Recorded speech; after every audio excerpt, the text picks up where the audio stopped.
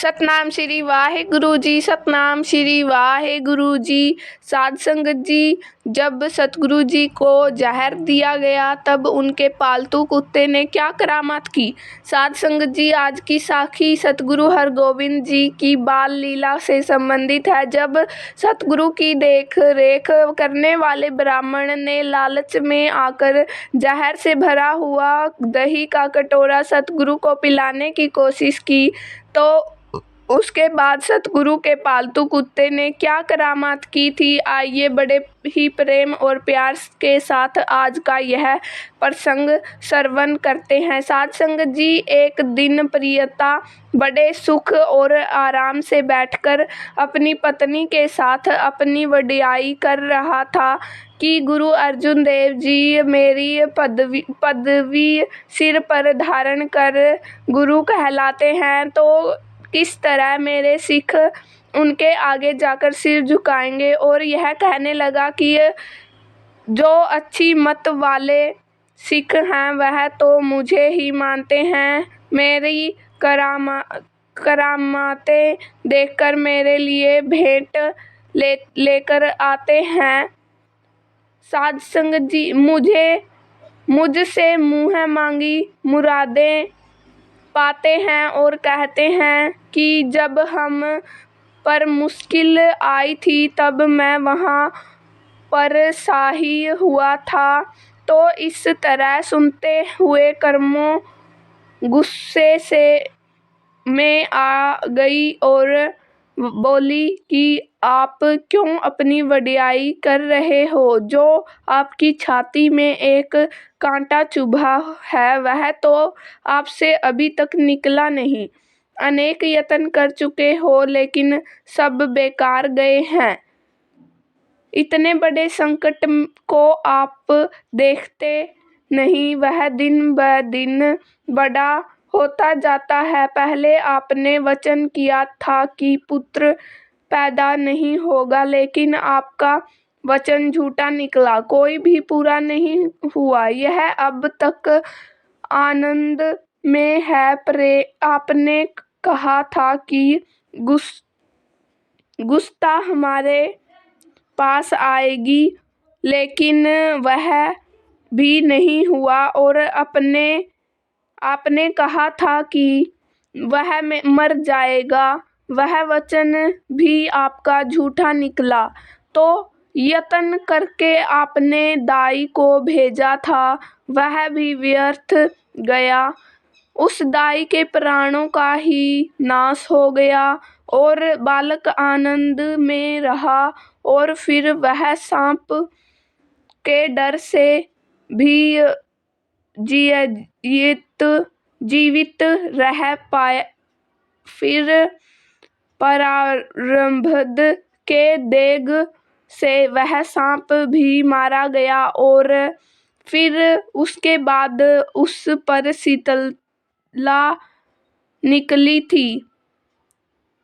तब आपने कहा था कि उसके प्राणों का नाश हो जाएगा, लेकिन उसके सभी अंग सुंदर रहे हैं, कुछ भी बिगड़ा नहीं हुआ है, सब कुछ ठीक रहा है। यह सब आप के वचन थे, कोई भी सच्चा नहीं हुआ, सभी झूठे निकले हैं। और वह कहने लगी कि जिसको आप मारना चाहते हो वह रोग रहित जी रहा है, जिसकी चिंता मेरे मन में बसती है और जिसके कारण मेरी छाती छीनी की तरह दिखती है। तो जो अपने दुश्मन को मरा हुआ देखना चाहती है, आप अपनी झूठी वडियाई अपने मुख से क्यों सुना रहे हो, जिस करके सारी कुल दुखी हो जाएगी। यह बात आपके चित्त में नहीं आती है।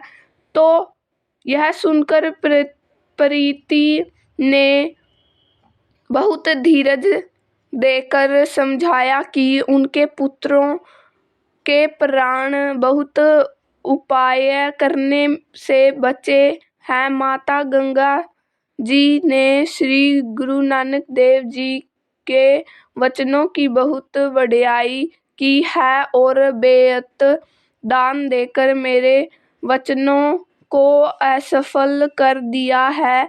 और वह कहने लगा कि फिर भी मेरे वचन सुनो तुम जो उसके प्राण चाहती हो, यह कार्य भी मैं करूँगा और उसके प्राण नहीं बचेंगे। पहले हमारे सारे यत्न व्यर्थ गए हैं, लेकिन अब की बार ऐसा नहीं होगा। अब उसके प्राण चले जाएंगे और वह यमदूतों के घर चला जाएगा और फिर तुम्हें बहुत खुशी होगी। इस वंश का कांटा मैं अपने हाथों से उखाड़ दूंगा और सभी देश और विदेशों में अपनी पूजा करवा लगूंगा। यह गुरुता, वेदी, महन, यह हम तीनों में रहेगी।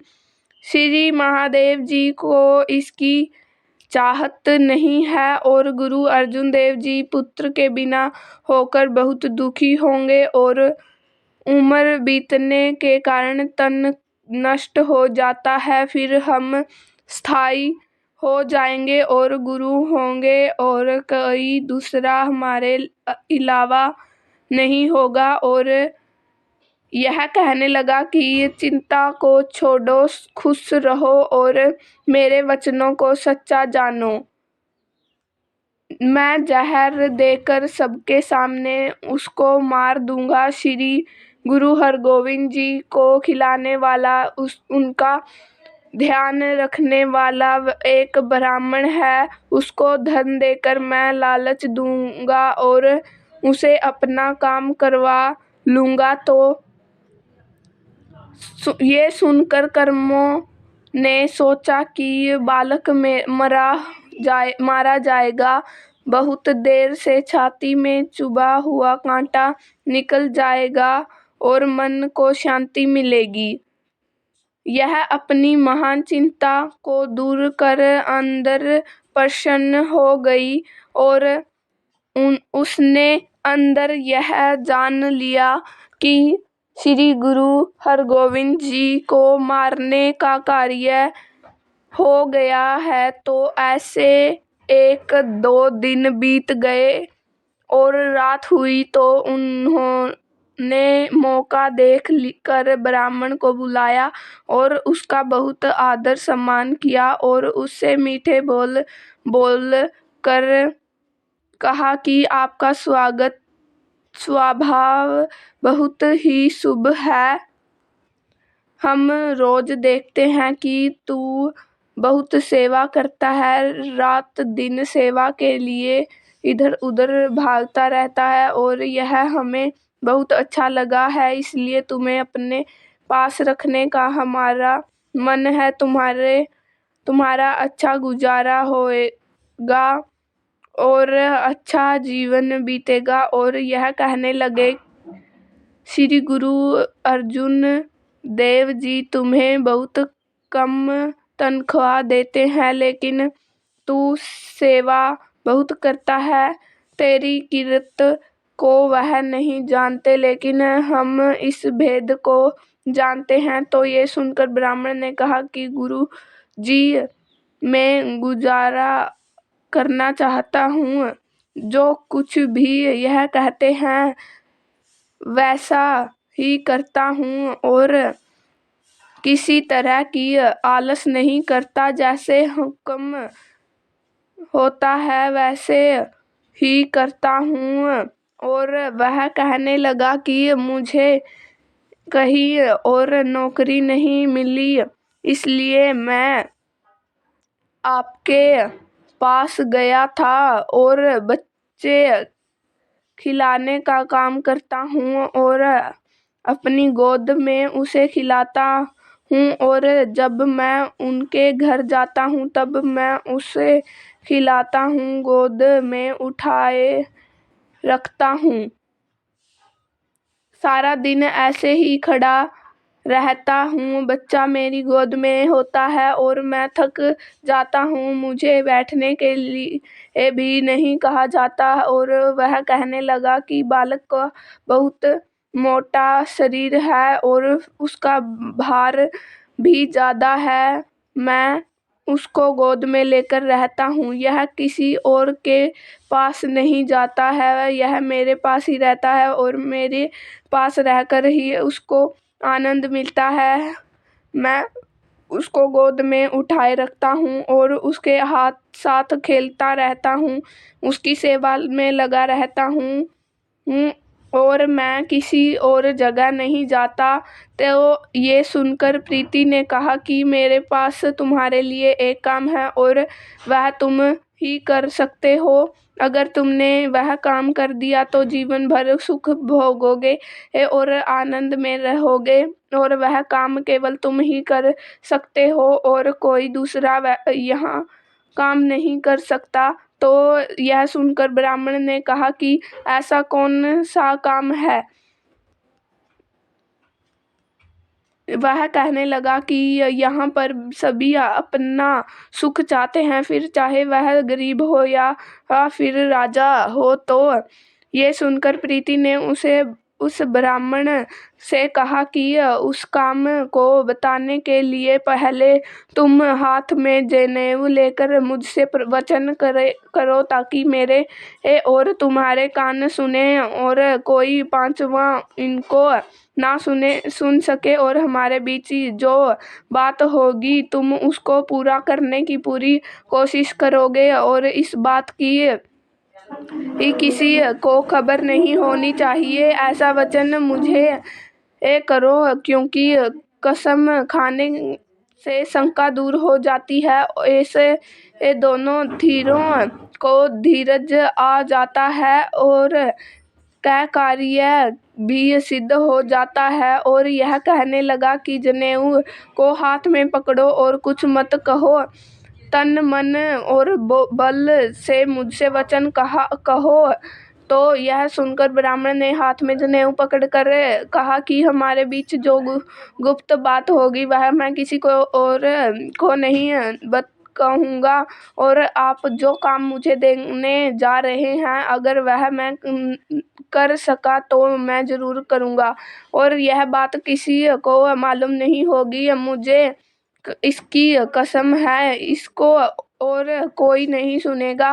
तो ये सुनकर प्रीति को धीरज आया और उसने उस ब्राह्मण से कहा कि श्री गुरु हरगोविंद जी को जहर दे दो, मनचित धन प्राप्त करो, यही मेरा कार्य है क्योंकि यह मेरे मार्ग में बड़ा कांटा है जो मुझे बहुत पीड़ा देता है। और वह कहने लगा कि श्री गुरु अर्जुन देव जी के पुत्र के बिना रहे हैं और गुरु गद्दी हमें प्राप्त होगी, लेकिन अगर ऐसा नहीं हुआ तो गुरु गद्दी हमारे पास कभी नहीं आएगी। और उसने उस ब्राह्मण से कहा कि मेरे पास से 500 गद्दी के सिक्के अभी प्राप्त करे, सारी उम्र आनंद में व्यतीत करे। और तो ये सुनकर वह ब्राह्मण चुप हो गया। तो प्रीति ने फिर कहा कि मुझे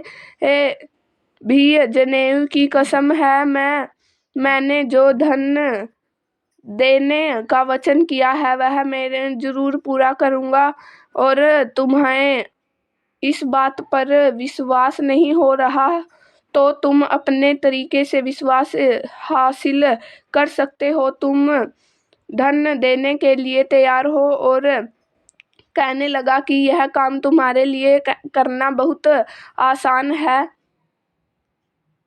क्योंकि तुम हर समय उनके पास रहते हो और वह तुम्हारी गोद में रहता है, तुम उसको उठाए रहते हो, तुम ये काम कर सकते हो। तो तुम उसको जहर देकर मार दो और उनको कहो कि शूल प्रगट हुआ है, ऐसे कोई भी नहीं जान पाएगा कि जहर दी गई है, सभी यही समझेंगे कि शूल प्रकट हुई है और उसी के कारण मृत्यु हो गई है। तो ऐसे उस ब्राह्मण का मन धन के लोभ के कारण उस काम को करने के लिए तैयार हो गया और वह कहने लगा कि माता गंगा जी सुबह शाम उसकी खबर रखते हैं, उसके बाद पूरी बात मेरे पर निर्भर होती है। घर में के अंदर जो भी सामान पड़ा होता है उसका ध्यान भी मैं ही रखता हूँ। सभी चीजों मुझे पर ही निर्भर हैं। तो ये सुनकर प्रीति ने कहा कि बुद्धि ही के बल से कोई ऐसा प्रयास करो कि माता गंगा जी यह ना जान पाए कि जहर दिया गया है।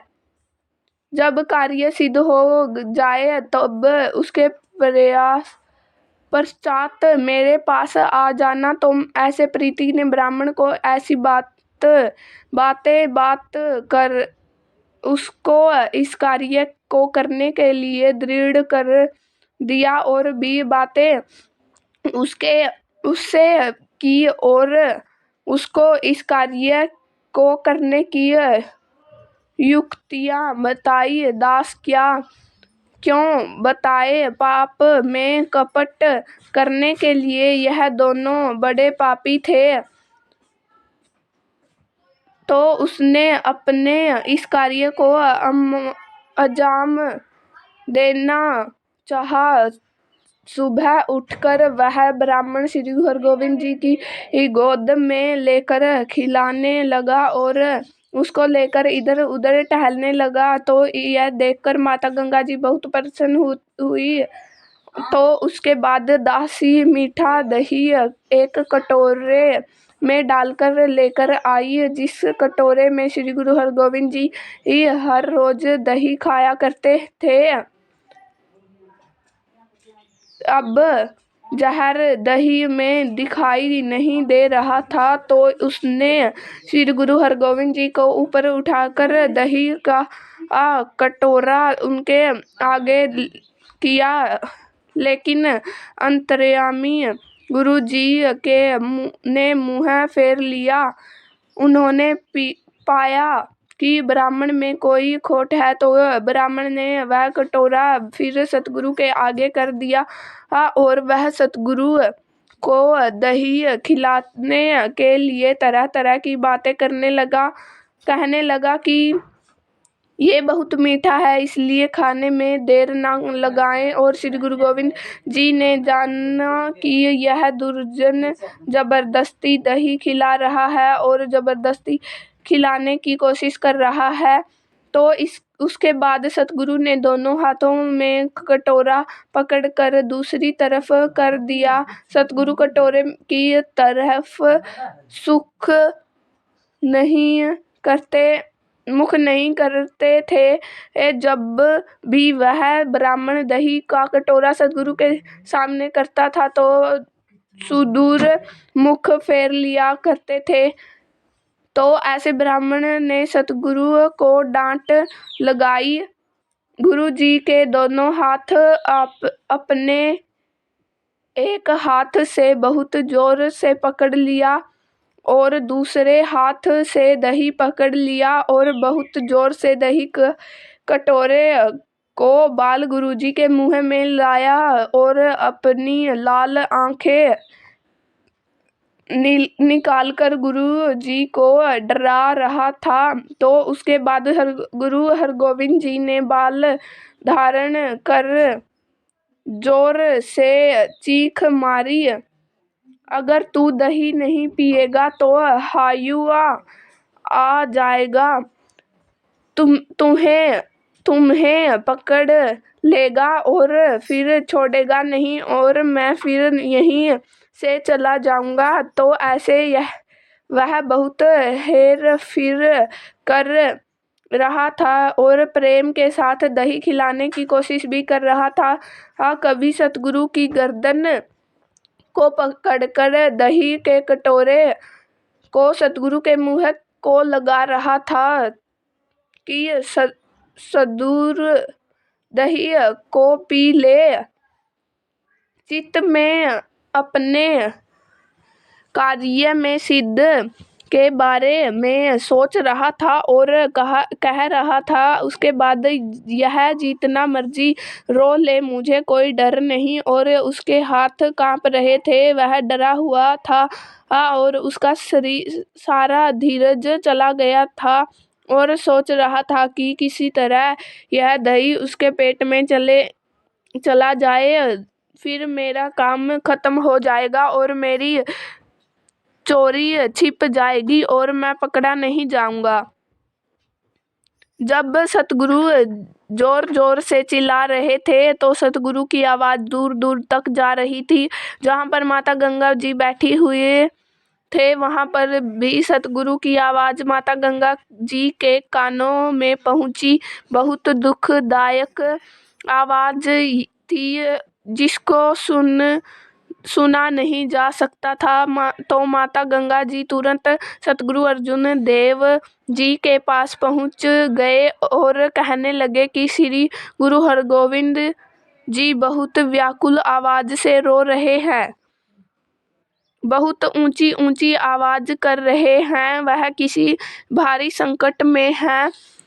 ये सुनकर सतगुरु ने कहा कि सुबह से ही ब्राह्मण ने उन्हें उठाया है और ऊपर छत पर लेकर गया हुआ है। तो सतगुरु ने माता गंगा जी को चिंता को देखकर एक सेवक को छत पर भेजा और उससे कहा कि जल्दी जाकर देखो कि श्री गुरु हरगोविंद जी क्यों रो रहे हैं। तो सतगुरु की आज्ञा पाकर वह सेवक ऊपर गया तो वहां पर उसने देखा कि ब्राह्मण ने सतगुरु को उठाया हुआ है और जो उसने सतगुरु के दोनों हाथ बलपूर्वक पकड़े हुए थे वह छोड़ दिए थे। तो उस सेवक ने ब्राह्मण से कहा कि हे ब्राह्मण बाल, श्री हरगोविंद जी क्यों रो रहे हैं? सतगुरु ने मुझे भेजा है, कृपया मुझे बताएं कि यह क्यों रो रहे हैं। तो उसने कहा कि मैं इसे दही खिलाने की कोशिश कर रहा हूँ और यह नहीं खा रहे, इसलिए मैंने इसको डांट लगाई है। अब तुम मेरे पास खड़े होकर देख लो। तो जब वह उस सेवक से बात कर रहा था तो उससे अच्छी तरह से बोला नहीं जा रहा था, चेहरे का रंग उड़ा हुआ था और यह अपना धीरज खो बैठा था। तो उसने कटोरी को सतगुरु के मुंह की तरफ किया तो बाल गुरुजी ने अपने दोनों हाथों से कटोरे को फिर से दूर कर दिया और मुंह फेर लिया। तो ये सारा दृश्य देखकर सेवक ने सारी बात गुरुजी को बताई। तो सतगुरु ने फिर